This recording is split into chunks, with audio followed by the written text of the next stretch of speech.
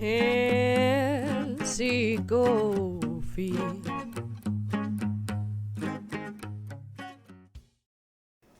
Buenas.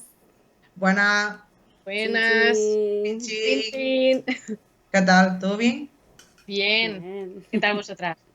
Bien. Yo mucho Pues bueno, curro. hoy... Uy, perdón. Nada. ¿Qué? ¿Digo o no digo? Procede, Sí. procede. Ah, vale. Bueno, pues hoy hemos pensado que os vamos a hacer sentir un poco lo que sentimos nosotros en la carrera de psicología. Y vamos a dar unas lecciones de teoría. Hoy vamos a diferenciar entre las distintas corrientes que hay dentro de la psicología y esperamos que os guste mucho. Vamos al grano. Eso es. Bueno, entonces, en esa sección de vamos al grano, vamos a comenzar por el psicoanálisis. Y me toca esta parte peliaguda a mí, pese a que detesto este enfoque, pero bueno, os lo voy a presentar intentando ser lo más objetiva posible. A ver, el psicoanálisis nace en Viena a finales del siglo XIX, cuando el señor Sigmund Freud en realidad abandonó la hipnosis, ¿no? Y todo este tema de la catarsis y demás, ya que él no se veía muy grácil con el asunto, y decidió pues bueno, hacer un tipo de terapia más desde esa escucha de los pacientes, ¿vale? Este método consistía en la libre asociación de ideas, ¿vale? ¿Esto qué quiere decir? Que el paciente llegaba, se sentaba, contaba su speech, él no daba mucho feedback, digamos, y mediante esa libre asociación de ideas se supone que el paciente tenía que ir estructurando pues sus ideas, su vida, ¿no? sus sentimientos, sus pensamientos y demás, ¿vale? Bueno, el señor Freud consideraba dentro de su psicoanálisis que había una tríada, ¿no? Que se llamaban consciente, preconsciente e inconsciente. Él consideraba que el consciente era donde se encontraban todos los pensamientos, sentimientos y acciones que están íntimamente ligadas a la realidad, ¿vale? Digamos que serían como lo más accesible a nosotros. Lo relacionaba con la memoria a corto plazo y como algo, pues eso, como muy accesible al entorno, al contexto y demás. Luego, por otro lado, estaba el preconsciente, donde estaban pues aquellos pensamientos, sentimientos y fantasías y demás que no estaban tan accesibles, pero que bueno, que se podía llegar a acceder a ellos, ¿no? Mediante algún mecanismo. Y por último, él considera que hay un inconsciente donde se encuentran los sentimientos, las vivencias, etcétera, que están reprimidos, ¿no? Y que al estar ocultos pues muchas veces se manifiesta a través de los sueños, de actos fallidos, de la sintomatología, etcétera. Por eso este señor le da mucha importancia al tema de los sueños y a la interpretación de los sueños, ¿vale? Cuando se cansó de esta teoría, porque dijo, le falta algo, ¿no?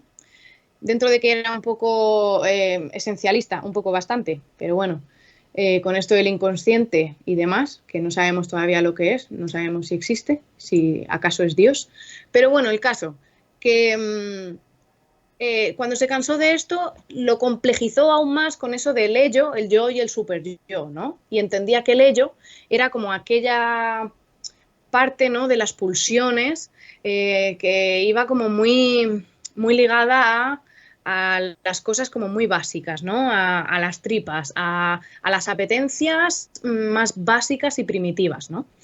Luego estaba el yo, que era como, bueno, la parte racional, entre comillas, pero como más material, más del contexto, y luego el super yo, que era como la ética, ¿no? Todos aquellos pensamientos de los debería de, los tendría que, etcétera, ¿vale? No con esto, este señor decidió sacarse ad hoc, o ad hoc que quiere decir elaborado por sí mismo, o en otros términos diríamos que se lo ha sacado de la manga, ¿no? Pero bueno, pues una teoría del desarrollo humano con una serie de etapas, ¿no? Esta teoría fue lo que más ha sido conocido de este señor porque tenía un carácter psicosexual muy marcado, ¿no? Y fue como muy sonado porque, claro, al final depositaba una serie de pulsiones sexuales en niños que ni siquiera tenían una característica sexual desarrollada, ¿no? Y por eso fue como muy, bueno, peculiar para la época y fue muy hablado. Eh, Esta teoría del desarrollo, si bien es cierto que tenemos que agradecer que fue la primera persona en hacer una teoría del desarrollo, hay que decir que tiene una serie de etapas, ¿no? Como es la etapa oral, que va de son los primeros 18 meses de vida. Luego la etapa anal, que va desde este final de la etapa oral a los 3 años. Luego la fálica, de los 3 a los 6 años. La etapa de latencia, que es de los 7 hasta el inicio de la pubertad. Y luego, por último, la etapa genital, ¿no? Que era desde la pubertad, ¿no? La adolescencia en adelante. Claro, ¿qué pasa? Que esta teoría al final dices, entonces, si el desarrollo humano es desde la pubertad en adelante, el último, ¿no?, hito del desarrollo humano, ¿qué pasa? Que no avanzamos mucho más. ¿Cuál es el proceso cognitivo? Entonces, ¿ya hemos llegado ya a nuestro culmen en la adolescencia o cómo funciona esto, ¿no? Y además era una teoría que pues realmente él no la contrastó con niños reales, no hizo experimentos, ¿no? Él establecía esas hipótesis, pero no las podía contrastar con la realidad, ya que pues estaban basadas en algo teórico muy ligado a lo filosófico, pero no en una realidad empírica, ¿no? Y bueno, con esto hasta aquí la explicación nada sesgada del psicoanálisis. Y al final, no sé, yo creo que tampoco han metido mucha valoración. No, está bien, está bien. Ha estado bien. Está bien. Joder. Porque digo, me ha costado, ¿eh? Me ha costado. Madre mía, qué señor. Pues, a ver, así llegamos a lo que se podría considerar un poco más metiéndonos en psicología, ¿no? Porque sí que es verdad que Freud va como muy ligado socialmente, pero bueno, él llegó incluso a decir que lo suyo no era psicología, no era ciencia, no era nada, y es que no. Y bueno, y dentro de lo que sí podemos considerar psicología con su evidencia y tal, no podemos evitar hablar del conductismo, que bueno, esta corriente parece como que nos gusta un poquito más a nosotras. Y bueno, es una corriente que se basa en los principios del aprendizaje, que bueno, lo que decíamos en el podcast anterior del refuerzo y el castigo, pues esos son los principios básicos del aprendizaje. Y bueno, si al hablar de psicoanálisis no podemos evitar hablar de Freud, al hablar de conductismo no podemos evitar hablar de Skinner y de Pavlov. Skinner, no el de los Simpsons, sino el científico que trabajaba con palomas, por eso es bastante conocido Skinner, por las palomitas. Y bueno, él al final hacía una serie de experimentos en los que iba introduciendo una serie de consecuencias a lo que iban haciendo las palomas y él observaba si las palomas repetían o no repetían la conducta. Y de ahí pues la explicación del refuerzo y el castigo de la que hablábamos en el episodio anterior. Y bueno, y Pavlov es el del perro y la campana. Aquí cada uno tiene su mascota. Y bueno, Pavlov lo que explicaba era el aprendizaje mediante asociación de estímulos. Lo del perro y la campana era básicamente que él estaba estudiando otra cosa completamente diferente con perros y se dio cuenta de que cuando hacía sonar la campana que anunciaba que les iba a dar de comer, los perros empezaban a salivar. Y era porque habían asociado el sonido de la campana con la comida. Y bueno, esto la verdad es que se ve hasta en ejemplos súper cotidianos. Perdón, que es que vaya trancazo que llevo. Yo vengo del dentista hoy, me duele hasta sonreír. Yo estoy con la tosecilla, encima llevo la botella vacía. Em, pues bueno, eso se ve en más ejemplos de la vida cotidiana. Los que tengamos mascotas lo hemos visto 200 millones de veces, sobre todo mascotas que paseamos, que cuando cogemos la correa ya están ahí pegadas a la puerta dando vueltas, porque han asociado la correa a salir a la calle, ¿no? O sea, y mil ejemplos más. Y bueno, aquí podemos hacer una diferenciación entre lo que se entiende como terapias de primera generación, que era aplicar todos estos principios de forma directa, por así decirlo. Luego hubo una segunda generación, que era la cognitivo-conductual, de la que hablará Carol. Y luego ha habido como una vuelta a la primera generación, que se considera pues la tercera generación. Y bueno, en tercera generación pues se toman en cuenta las variables del contexto de la misma forma que en primera generación. Los aprendizajes, la historia de aprendizaje, los estímulos que podemos asociar. Y bueno, Yo no creo sé si que- queréis añadir algo más. Yo creo que en realidad es un recicle, ¿no? De esa primera generación. Lo que pasa es que en estos tiempos da mucho miedo la palabra radical, por eso del Sí. conductismo radical, y entonces había que hacer una modernización a toda costa para que la gente no se asustase y se pensara que, no sé, somos chungos extremistas de la psicología. Sí, bueno, tiene gracia porque eso viene precisamente de la asociación de estímulos de la palabra radical, perdón, y las connotaciones que tiene con los extremismos políticos. Pero vamos, aquí En radical, feminismo pasa igual, aquí que radical viene radical es a de la ir a la raíz. raíz, Que con el feminismo pasa igual, claro. claro. Totalmente. Y Y ya está.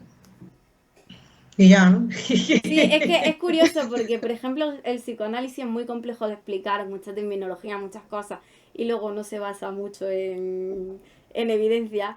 Sin embargo, el conductismo pues son una serie de leyes que se han observado y punto, y es lo que hay. Sí, pero bueno, es verdad que al final el hecho de que Skinner haya hecho una teoría sin pretender hacer una teoría a través del análisis funcional de conducta, al final, joder, es como que desde ese mecanismo de deducción, sin pretender hacer una normatividad, ¿no?, de una teoría sacada ad hoc, ad hoc de la minga. Ad hoc. Claro, sin pretender hacer eso, hizo una teoría, ¿no? Y resultó que consiguió hacer un modelo de intervención particular aplicado a cada persona de una manera individualizada y que pudiese ser útil en cualquier caso. Ujú. Pues bueno, yo soy Carolina, ya me conociste en el primer episodio y me voy a encargar de explicar la terapia cognitivo-conductual. En primer lugar, creo que hay un vocabulario que tenemos que aclarar antes de meternos en cuestión. Y en primer lugar está la cognición, que es la facultad de un ser vivo para procesar la información a partir de la percepción, del conocimiento que tiene y de las características subjetivas de la valoración que hace. Por otro lugar también está la emoción, que son las reacciones psicofisiológicas que representan formas en las que el individuo se adapta cuando percibe un objeto, una persona, un lugar, un recuerdo. La conducta es el conjunto de respuestas que tiene un ser vivo ante la presencia o la ausencia de los estímulos. ¿De dónde surge la terapia cognitivo-conductual? Es una combinación de la terapia conductista, que valora los cambios respecto a nuestra conducta, y por otra parte está la terapia cognitiva, que modifica, o sea, cree la modificación de los sentimientos y emociones y surge a raíz de la guerra. ¿Por qué? Porque el psicoanálisis presentaba una imposibilidad de tratar los síntomas de los trastornos postraumáticos de manera a corto plazo. Efectiva. Aquí hay dos figuras muy importantes, que están Beck, que desarrolla la terapia conductual tras observaciones clínicas en los pensamientos negativos en las personas con depresión. Y por otro lado está Ellis, que desarrolla la terapia racional emotiva, observando la relación entre las creencias irracionales y los trastornos psicológicos. La terapia cognitivo-conductual es la más usada en la Universidad Española porque se basa en la idea de que pensamiento, emoción y conducta están interconectadas. El objetivo es identificar y cambiar patrones de pensamientos intrusivos y los comportamientos disfuncionales que contribuyen a que una persona pues, sienta malestar.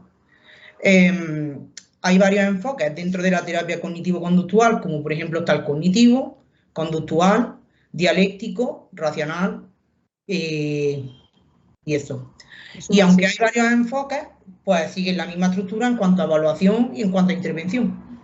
En cuanto a evaluación, pues se evalúa la conducta problema y se proponen objetivos, se identifican los pensamientos intrusivos, hay un diagnóstico y un tratamiento en función del DSM y el CIE-10. En la intervención, pues se emplean técnicas como puede ser la reestructuración cognitiva, que se trata de cuestionar pensamientos que están distorsionados y sustituirlos por otros que sean pues, mucho más realistas. Las técnicas de modificación de conducta, como puede ser la exposición gradual a un estímulo aversivo, a un estímulo que nos provoca aversión. Luego también se caracteriza mucho por mandar tareas entre sesiones, como son los registros conductuales o los registros de emociones. Y luego, pues, cuando los síntomas bajan, se pone fin al tratamiento. Las limitaciones que yo le veo a este enfoque, la verdad, es que se centra demasiado en la cognición y en la modificación de la conducta, que presta demasiada atención al pensamiento consciente. También el estilo del terapeuta pues, es mucho más directivo. Y es más elegido, pero la verdad que presenta limitaciones respecto a otras corrientes. Y también una limitación que yo veo es que las carreras se centran demasiado en este enfoque y realmente no nos dejan experimentar otro tipo de enfoques de la psicología y al final tenemos que acabar pagando pues, otras formaciones, lo que conlleva más dinero, más gasto de tiempo y que no podamos tener una visión global de la psicología. Totalmente. A mí algo que me da mucha rabia del enfoque cognitivo-conductual es que se jacta mucho de tener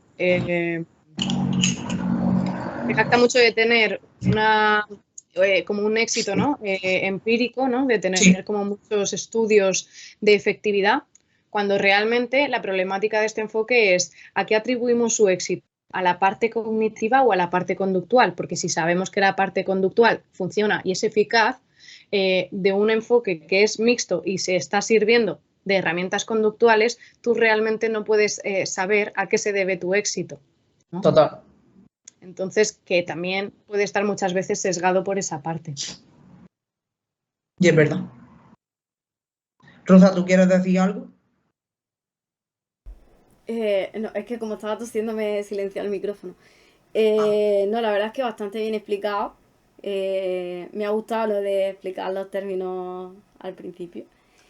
Y totalmente de acuerdo con la crítica de Diana, que sí funciona, pero ¿por qué funciona? Cuando yo, por ejemplo, voy en el coche, bueno, cuando cualquiera va en el coche, si al pisar el acelerador, siempre que piso el acelerador hago así, ¿eso quiere decir que mi aplauso está haciendo que el coche se motive y corra más? Ya. Totalmente. Totalmente. O sea, que hay que tener un poquito de cuidado con las correlaciones, ¿no? Total. Pues si queréis pasamos Expreso. en esta sección y en relación con todo lo que hemos comentado sobre las diferentes corrientes que hay dentro de la psicología, pues me gustaría que pensaseis en un elefante rosa. Que lo dejes ahí unos segundos si quieres y ahora que lo dejes de pensar, sin más. ¿Es posible? No, ¿verdad? Es muy fácil decir que el pensamiento es algo que controlamos nosotros. Pero si lo controlamos, ¿por qué ahora no puedes dejar de pensar en un elefante rosa? Ya, totalmente. Con este ejercicio lo que queríamos hacer ver es que el pensamiento no lo controlamos nosotros y que en muchas ocasiones es algo que cuanto más queremos controlar, más espacio ocupa. Al igual que con el elefante. No te preocupes, ¿verdad? ¿El qué? Que digo que es como el no te preocupes. Claro, al pues final, Claro, no te preocupes, dices, no te se me ha preocupes, pasado. que tú, sí, ya estoy bien, gracias. Sí. Ujú. No se me había ocurrido estar bien en ningún Estoy momento. triste, alégrate. Oh, vaya, no lo había pensado. Total. Totalmente. Al igual que con el elefante, pues lo que puede ocurrir es que cualquier pensamiento que esté relacionado con un evento estresante o traumático nos acabe encerrando en un vínculo de pensar en no pensar. Entonces, a mí lo que me gustaría dejar como última reflexión es que cuando alguien esté mal, tengamos mucho cuidado con qué tipo de teclas pulsamos, porque esto puede acabar en una cadena sucesiva de pensamientos. Y yo, por mi parte, Pues ya. muchas gracias por traernos el ejemplo empírico a la sección. El molinillo de las consultas. Eh, Hoy en el molinillo de las consultas, una de las preguntas que nos han traído es cómo elegir bien una buena terapia psicológica, ¿no? Cómo elegir para que no te estafen o dentro de todo el cómputo global de pseudociencias y demás, pues bueno, cómo saber elegir bien, ¿no? Entonces, no sé qué pensáis vosotras, qué consejos podéis dar a esta pregunta. Bueno, lo primero, datos básicos, en plan, número de colegiado Esa es y la cositas típica, así. ¿no? Hombre, es Que muy, era- muy, muy importante que realmente podamos contrastar que la persona a la que estamos acudiendo es un verdadero profesional. Sí, porque además eso... o sea, dentro de las distintas corrientes y demás, por lo menos tenemos la garantía de que son personas que han estudiado psicología y, y no son cualquiera. Total. Totalmente.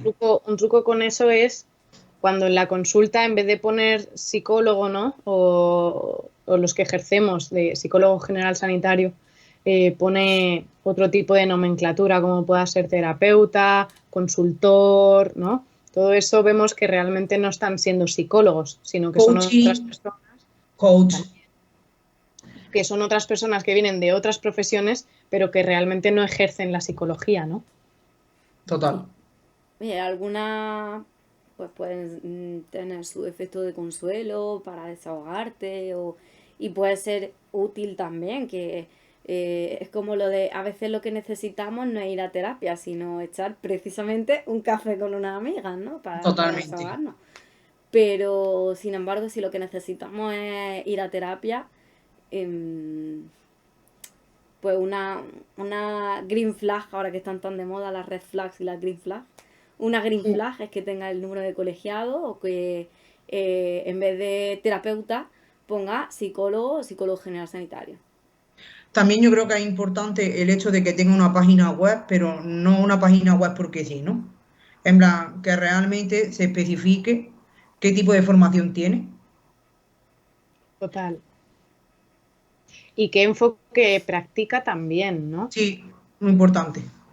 Porque muchas veces, o sea, yo creo que un punto importante es ver que, o sea, al final el método científico tiene una serie de bases y tiene unas premisas.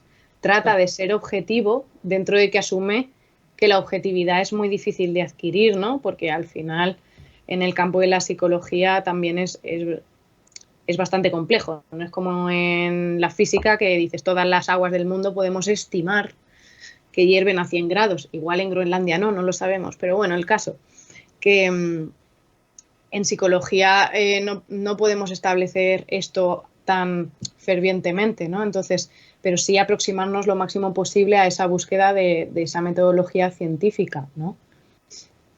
Pero Eh, que al final es un poco lo que decíamos con el tema de, por ejemplo, de la corriente cognitivo-conductual, la terapia funciona. Claro, claro, funciona por la parte conductual, pero funciona. Entonces, como yo creo que en psicología tenemos una cosa y es que es muy fácil que por accidente demos con la tecla adecuada, por así decirlo. Porque claro, queramos o no, estamos aplicando contingencias todo el rato. sí, O sea, no sé, cuando la persona con la que convivimos no limpia los cacharros y deja el fregadero mal, el llegar y decirle, oye tú, que no sé qué, Tal. eso es una Sí, contingencia. una contingencia.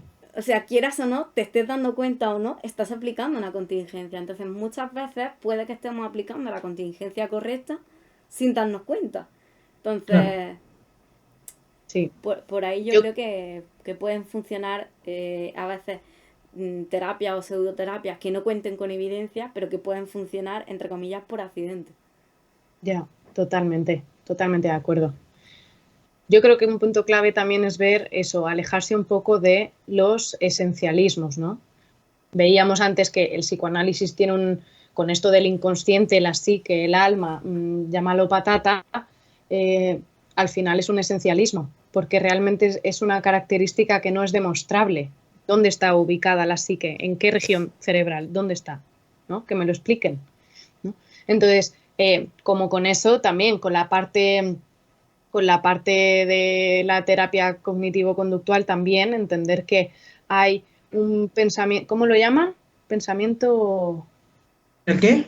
Perdón, dime. eh, porque no es disfuncional, como lo llamamos nosotras desde el conductismo, es pensamiento Intrusivo. intrusivo. Todos los pensamientos son Claro. intrusivos. Bueno, en parte sí, o sea, al final como no es algo que controlamos nosotros directamente. Claro, pero si al final nos educan en que el pensamiento está mal o es patológico, ¿no? No puedes Claro, pero pensar que, esto. joder, o sea, si tú tienes un mal momento, ¿cómo no vas a pensar? Ese es el punto. Te quiero decir, más bien quizás lo que hay que buscar es convivir con ese pensamiento y tratar de que no te domine y de sobrellevarlo lo mejor que puedas, pero eso de, ahí tenemos el ejercicio. Ahí tenemos el ejercicio del Ya. elefante rosa, eso es. A mí, por ejemplo, un ejemplo súper absurdo. A mí, por ejemplo, me dan pánico las agujas. No puedo ni siquiera pensar en hacerme una analítica. Y bueno, hace poco empecé a trabajar y me citaron para este viernes pasado, para este jueves pasado, perdón, para el reconocimiento médico. Y yo me tiré desde que recibí el email con la cita hasta que fui mentalizándome de me van a pinchar, no quiero tal. Pero aún así yo pude ir a trabajar tranquilamente, pude coger, o sea, pude seguir mi rutina. Lo que pasa es que, claro, obviamente cuando no tenía nada que hacer y me quedaba así mirando a la nada, decía, uff, que me viene el reconocimiento médico, que me van a pinchar. Pero bueno, Huele a aguja, huele a aguja, sí. qué rico. Pero lo importante es eso, que no te inhabilitó. Claro, y de hecho fui y para adelante. También Pero es ayudó que, un montón cuando fui, que la enfermera cuando le dije, oye, que me da un poco de rollo la aguja, me dijo, no te preocupes, te saco sangre tumbando, sentada y tal. qué Pero guay, bueno, capaña.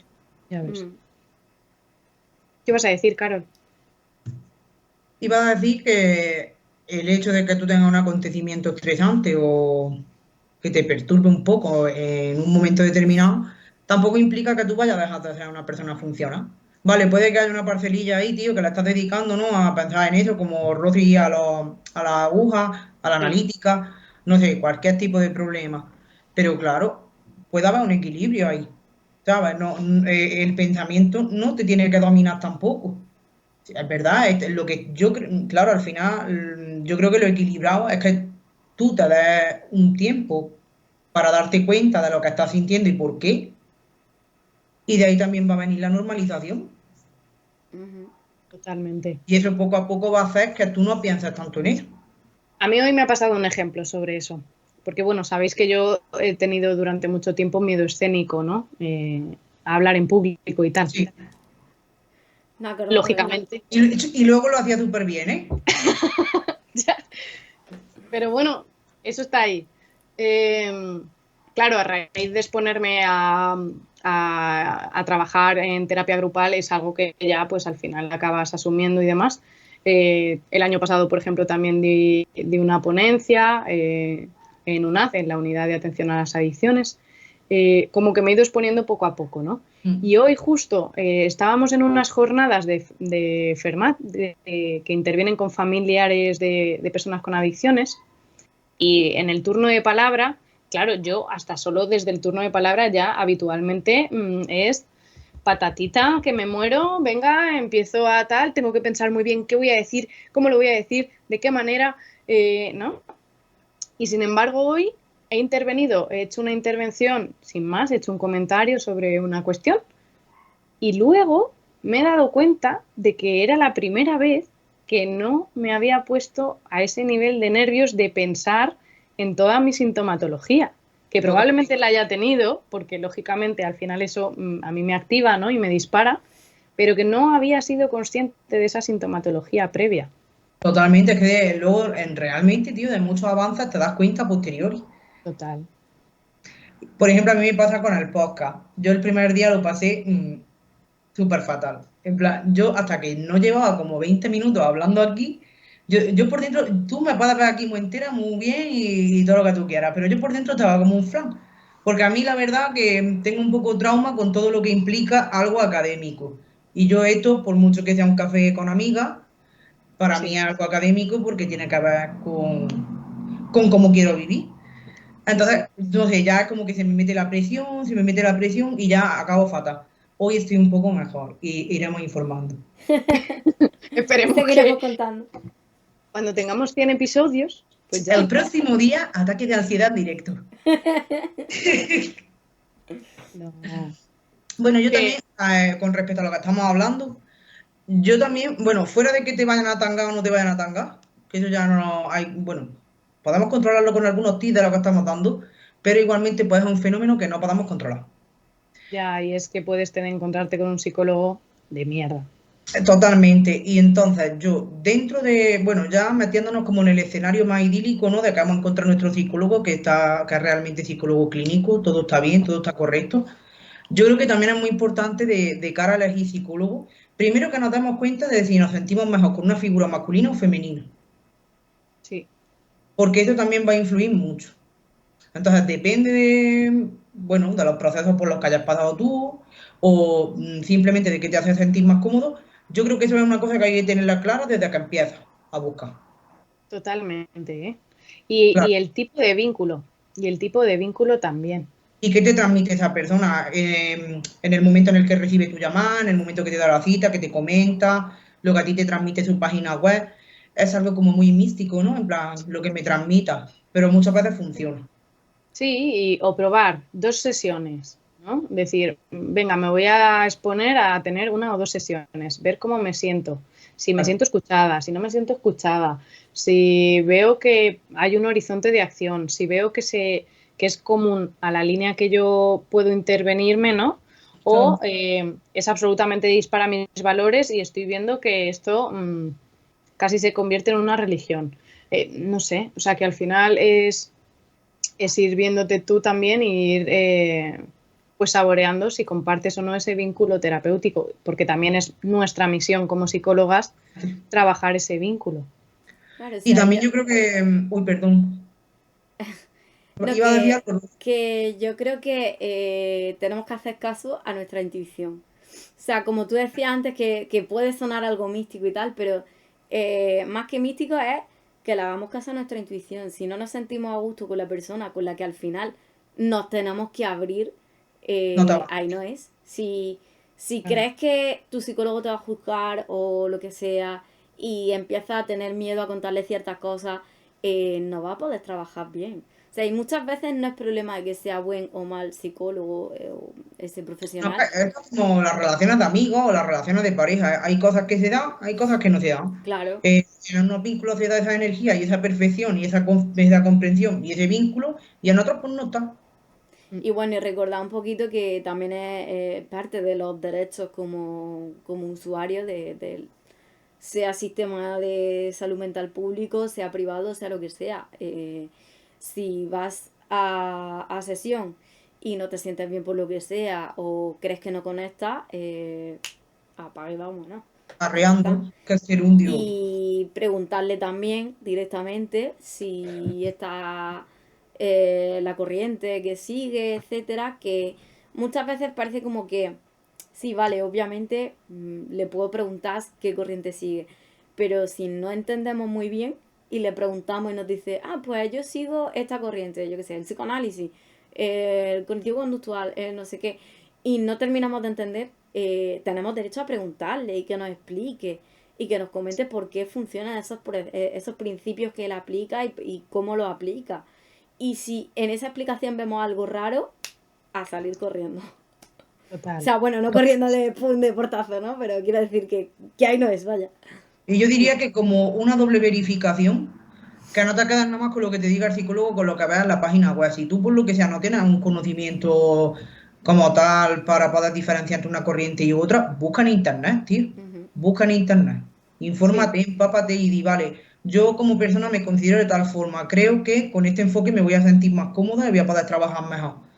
Mm. Pero creo que, claro, que en el proceso de selección de tu psicólogo, pues tienes que tener en cuenta muchas variables, porque al final es una persona que te va a acompañar en un momento muy importante de tu vida y que se supone que te va a ayudar a mejorar todo eso que te está provocando mal.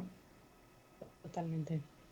Y a mí algo que también me parece muy clave dentro de la intervención es que los objetivos de la terapia, o sea, cuando vas como paciente, ¿no? Los pongas tú, no te sean impuestos por el psicólogo o la psicóloga, ¿no? Sí, Porque al final no se trata de tener una instrucción, ¿no? Sino de que tú mismo, tú misma llegues a qué es lo que tú quieres trabajar de tu vida, a qué es lo que te apetece cambiar, para lo que no estás preparada de momento y en qué dirección quieres ir.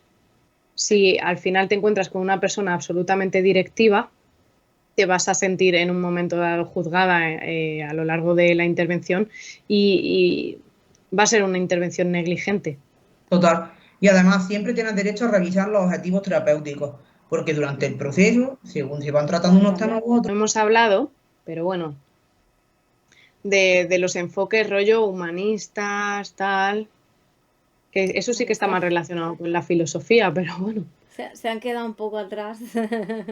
bueno, digamos que hemos cogido como los tres principales y los tres que más, Sí, sí. ¿sabes? Primera, segunda y tercera ola, que son claves. Claro. Ya está. Bueno, pues no sé si queréis añadir algo más o Un hasta beso el a mi próximo. psicóloga otra vez. Es que estamos hablando de esto. Uf, O yo estoy hasta Bueno, el muy siguiente nerviosa. coffee. hasta el siguiente Psicofi. Hasta el siguiente coffee.